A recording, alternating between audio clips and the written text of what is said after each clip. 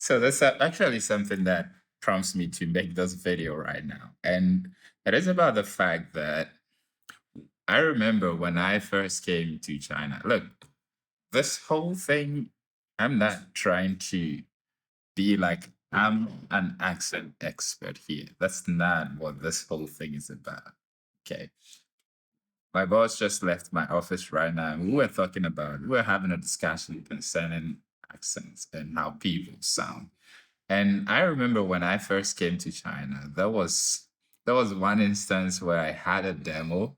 I had a practice lesson uh, with another school, and I had to teach the word lion.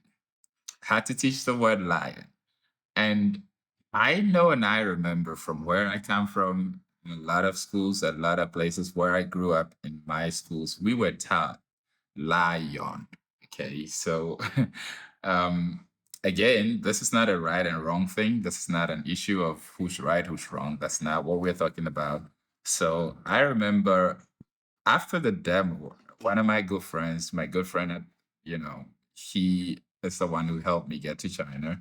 And we were having a discussion, and he told me, like, hey, you got to pay attention to your accent because over here, people have a certain expectation. Again, it's about expectation, how people hear you. It's about how people think you are audibly appealing or audibly you sound very good, as I said from the beginning. So it is from then that I began to pay a lot more attention to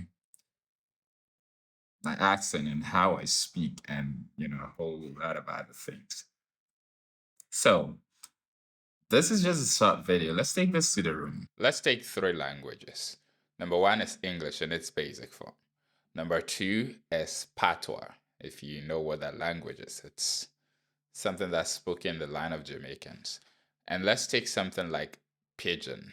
Pidgin is another language. Perhaps there should be a whole lot of you who do not know what that language is, but it is also an official language. There are books and Bibles and stuff that are in Pidgin. So here's the thing. Let's look at these three languages. When someone begins to speak any of these languages, you would immediately identify the elements of English in these languages.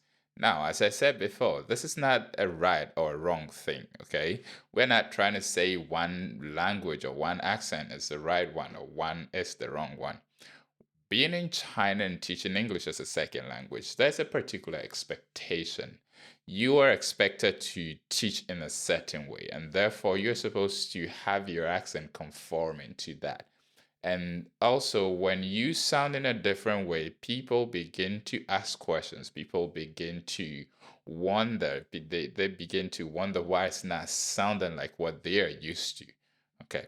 So, I don't know, whatever reason why you might want to change, you might want to adjust yourself to sound a little different, a little more like what is known, audibly appealing, if I should put it that way. But this is entirely possible. So when I first came, basically what I'm trying to let you know is that when I first came, not everything was sounding just like I'm speaking now. I'm not saying either that I am like an expert in this. Either, neither, neither, tomato, tomato. There's a whole lot of difference. But then, if you want to sound in a way that you don't get raised eyebrows, then we need to learn to speak in a certain way. I have done a lot of this. I have done a lot of this in the past 3 to 4 years. And therefore, the little experience that I have with this, I can help those who also want to sound much more like this.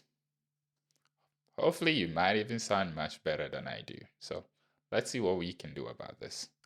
The next lessons, we'll be jumping right into phonics. See you there.